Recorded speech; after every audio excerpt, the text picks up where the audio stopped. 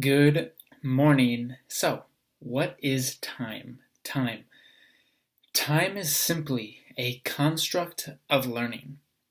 It's a learning mechanism, right? Speaking from the perspective of spirit, which exists outside of time, time is simply a construct of learning. It's about learning what we call cause and effect, which we'll talk about in a moment.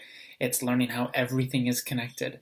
It's learning when I do something there, it has a ripple that touches everything else. Right? It allows me to learn about the consequences of my choices when I'm in a state of forgetfulness. Right? Because remember, because spirit doesn't experience time in the same way we do, time and space actually have a direct relationship. So you can call time actually space-time. And because we can experience physicalness, because there's something physical here and then there's something over there that's physical and there's space in between, that means we can experience space. And time is, in a sense, one of the side effects of being able to traverse the space. We need time to go from here to there, which is synonymous to saying going from forgetting to remembering, going through a process of discovering ourselves from a new point of view. So time is the actual function, the actual mechanism that allows us to forget who we are as spirit, go into physical form, and remember who we are from a new point of view. Now, for years and years, the great sages have said things like time is just an illusion. Time is an illusion. Well, we're learning that space is an illusion too, that everything we think is physical is 99.9% empty space, and it's essentially non-physical. And so we exist, and you guys remember this from week 1, we exist in this kind of projected reflective mirror, this holographic mirror, if you want to call it that is made up of our own consciousness.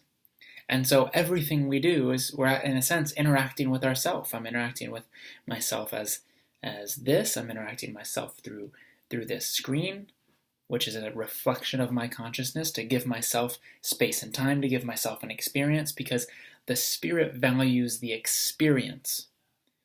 To the spirit, everything is here and now. And so the version of you that has already completed the experience is already completed. But the experience of going from A to B to C to D, that experience is what is valued. That's what creates expansion in the soul. Time is simply the mechanism that we use to create that experience. Now, the degree in which a reality is dense and physical is going to be the degree in which we experience time. We actually experience a past and a future and these sort of ideas. So the more dense and physical a reality, the more in time our experience is. The more we experience reality as not physical, by being ourselves, by acting on our excitement and our passion, the less we experience time. And what's interesting about time is we mature as a species because of the cycles in the universe and a certain degree of time, but we age. Maturing and aging are different, very different things. We mature because of the natural order of things. We age based on our experience of time. And so when we're experiencing less time, well, what happens when you're experiencing less time? You're having fun. It is a proven scientific fact that when you're having fun, or when you're in what's called the flow state, when you're in your highest excitement, when you're in your joy, it is proven that you don't experience time. Time just flashes by. And it's also proven that in that state, your immune system is higher, your organs function better, your brain functions better, and the telomeres in your body that are responsible for lifespan actually lengthen the more you allow yourself to live in the moment.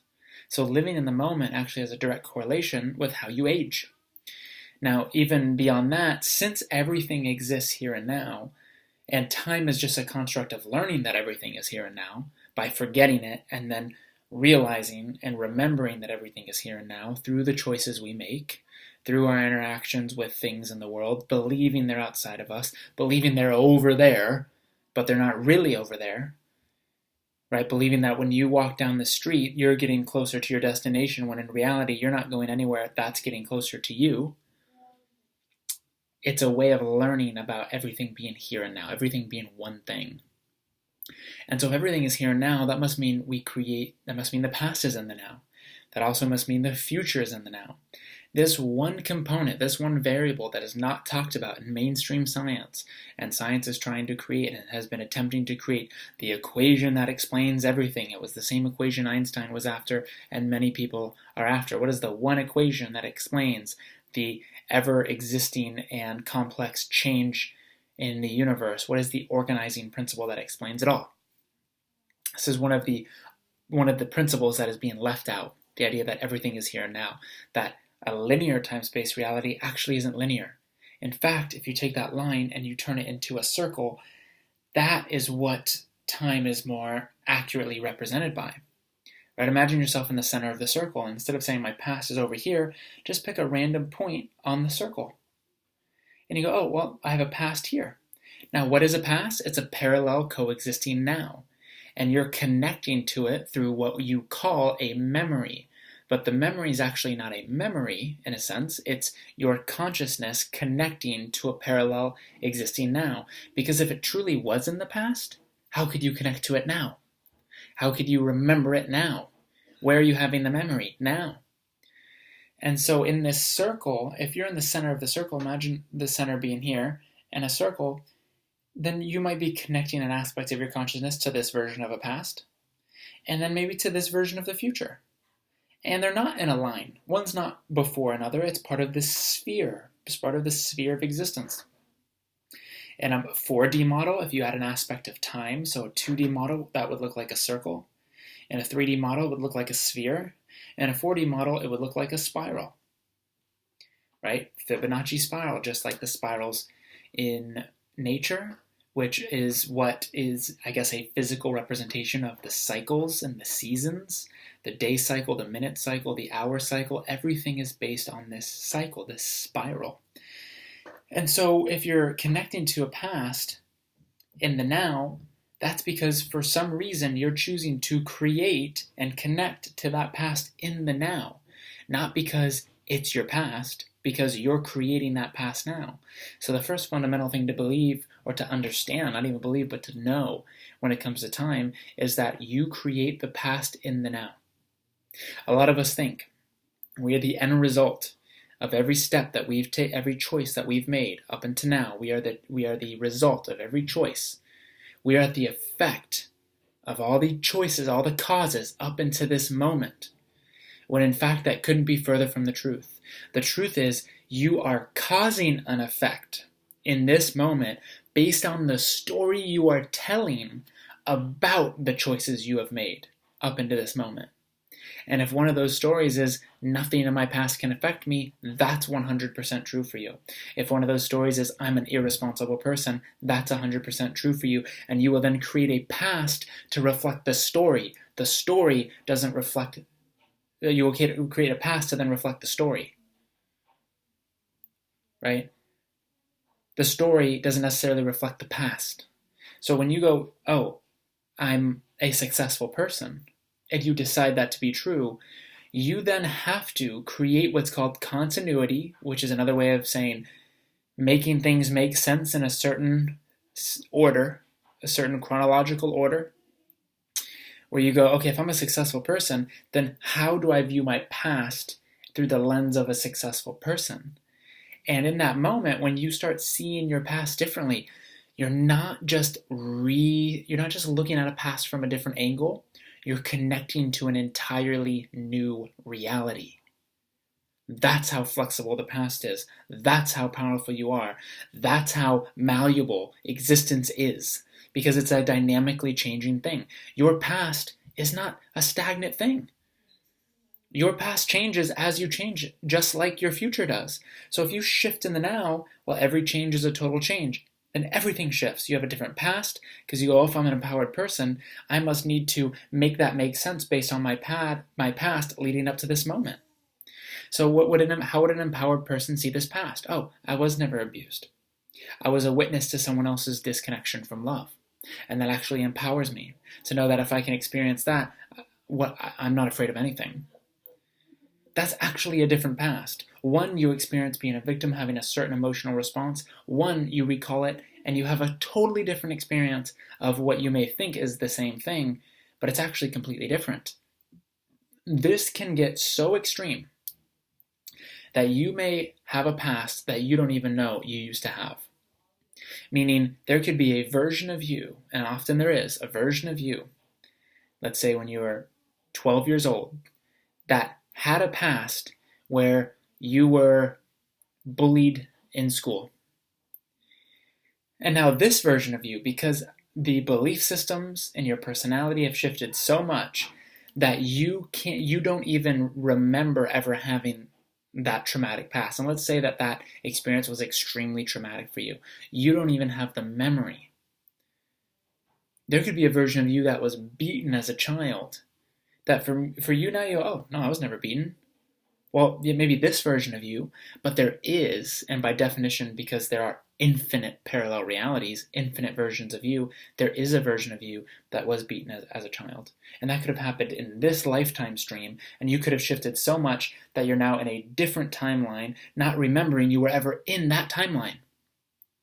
That could have happened yesterday. That could happen tomorrow. There could be a picture on your desk of you and your best friend. And you shift so much in a moment that the next day it's a different friend. But you never remembered that there was a difference, although sometimes you can, and I'll talk about what that is in a moment. You may not even know. You might go, oh yeah, that's just been my friend. John. The day before, another version of you said, yeah, that's always been my friend. Sally. And they're two totally different timelines. They're two totally different versions of you. But you just don't remember what the other one was because you're no longer existing in that timeline. That's how flexible the past is. What happens when you and other people remember two different pasts? This is what the Mandela effect is called. The Mandela effect happens, started with a guy, with Nelson Mandela, where many of the world believed that he died in prison. That he was a revolutionary, right? That he was an activist, and that he eventually died in prison. Now, the truth was he died 10, 20 years after prison. But not a lot of people remember it that way. Now, what's actually going on in that moment is, in mainstream psychology, they call that a confabulation. They say, oh, this person is lying. But they don't know they're lying. That's what a confabulation is. They're lying, but they don't know they're lying. They can't help it. They actually believe they're not lying. And they've actually hooked people up to lie detector tests and said, no, I remember, this game being this score on this date, and then the newspaper coming out saying there actually wasn't even a game that day. And those two never even made it to the World Series. And this person's going, it doesn't matter what I see, I know what I know. And they're not lying, they're not making it up, there's nothing wrong with their brain. And they have labeled that a confabulation, very similar to the Mandela effect. I remember one past where Nelson Mandela has passed in prison. Another whole group of people remember where he died later. The answer isn't who's right and who's wrong. The answer is they are both right. They are both parallel, coexisting, real realities that we are connecting to with our consciousness for a certain reason. Right? And so if you're connecting to a version of your past that is disempowering, it's for a reason. It's because of something in the now. The healing isn't in the past. The transformation isn't in the past. The transformation is in the now, around asking the question, what am I making that past experience mean about myself that is not true? That somehow affects me in the now. Because remember, cause and effect, we've got it backwards. Something in the past can't affect you now unless you agree to be affected by it, because you are constantly causing an effect in the now by effecting the effects that may be what people call karma, by affecting those with either a positive response or a negative response, a positive interpretation or a negative interpretation. Right? If I push someone off of a bridge and then that karma comes back around, and we'll talk about karma in another video. That karma comes back around and says, oh, I have to go in jail. I have a choice to go, okay, well, obviously I get to run, but I'm talking about if I just say, okay, I'm going to jail. I'm at gunpoint, they're going to take me to jail. I can make that mean something negative, or I can make that mean something positive. I could say, you know what? I'm going to use this in the most positive way that I can. I'm going to learn, I'm going to study, I'm going to have the best experience I can. And I'm only going to offer love to everyone there. And if I do that, and then I learn and I forgive, and I learn about love, and I learn about nonviolence, and I learn about all these things in my experience in jail, well, is it a negative experience? Right? Or am I now creating a positive experience because of a negative experience I created in the past? Right? And so you can never be affected from the past because the past doesn't really exist, because you're creating the past in the now. You can only be affected by what version of the past you are creating in the now. And the question is to ask why. Why am I creating that past that does not serve me? What about this isn't true? What am I making this mean about me that is not true, that I'm ready to let go of? And what's the new past? And it always comes back down to forgiveness. Forgiving yourself for making an experience mean something about your worth. Because your worth is not based on what you do, what you didn't do, or what was done onto you, or what wasn't done. It's based on who you are. And the moment you let go of the story, what happens instantly when you let go of that belief is you literally shift to a new past, where this version of you that is now shifted to that other past has never had the other past, has never had it. Because if you're a brand new you, which I'll just digress and remind you, I didn't mention this in this training series yet, that time is a side effect of reality going in and out of focus, like a film strip going through a stream of light, a projector. Only the projector is our consciousness, and the lens is our belief system on how we project the light, and the film strip are parallel realities. And so this film strip is being filtered through this light, and it's actually moving at a measurable rate. That measurable rate is 10 to the 43rd times per second. That's hundreds of billions of times per second. Reality is going from particle to wave, particle to wave, particle to wave, in and out, in and out. Neutral, collapsed completely to nothingness, back and exploding. That's actually what the Big Bang is called, exploding back into reality. And so we are literally, this is not philosophy, this is not a theory, we are literally new people every moment. Literally, billions of times a moment, we're new people. And if we're new people entirely, imagine this, I'm a new person. New, this is my first time existing. That must mean I have a different past than the version of me that was this new person, because they're that new person and I'm this new person. So we have different pasts and different futures, because we're literally new, different people.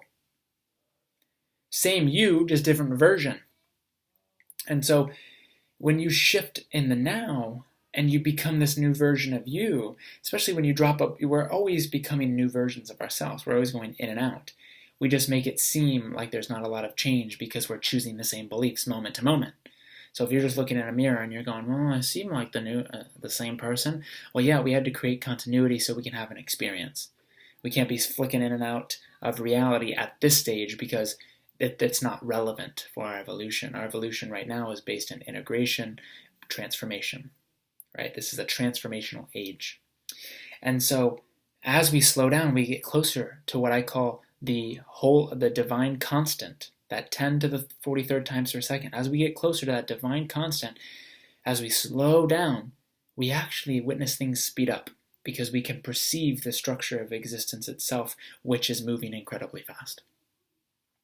And so when I shift a belief and I have a perceivable shift in my identity, I go from a victim to a victor. I go from a sad, depressed person to an optimistic, excited person. When I have that perceived shift and I feel it in my body and I let go, right in that moment, I have a new past and literally a new future and literally a new now because they're all in the now. And so that means that the version of me now, because I'm a new person, never had the old past. This is what A Course in Miracles calls something like selective forgetfulness. I just simply forget. And what that's alluding to in that text is there's a mechanism that is built in to allow those memories or those parallel realities to simply drop off when they're no longer relevant for you. But if they're there, they must be serving a purpose. And the first thing you need to do is validate them, accept that past, accept that parallel reality, and then find the negative-based story that is keeping you holding on to it. Right? Another question you can ask is, what am I getting out of holding on to this? Right? Is it allowing me to complain, to not face certain things? Is it allowing me to hold on to certain things that are keeping me from other things in my life that I'm afraid of doing more than just holding on to this because it's so comfortable? You have to do that self-evaluation yourself, but as soon as you let it go, selective forgetfulness comes in, and you will drop that past entirely, connect to a new past that makes sense for the version of you now, and then you'll also connect to future either versions of yourself, future parallel versions of yourself, future versions of yourself, and new future and probable realities that only this version of you are capable of having. This is why it's not about learning something new, it's about letting go of what is not aligned with you, because then automatically your vibration pops up, you're at a new perspective. Now you could see new choices, new ideas, new projects, new businesses, new forms of excitement, whatever it may be. It's always from the letting go that pops you up, and then the acting on the excitement that it pops you up even further. And so time is not a line, it's more akin to a circle. Past and future, they're both existing right now. We create both right here and now.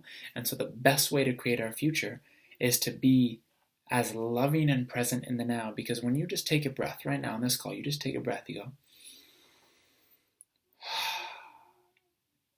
and you remind yourself, I have everything I need.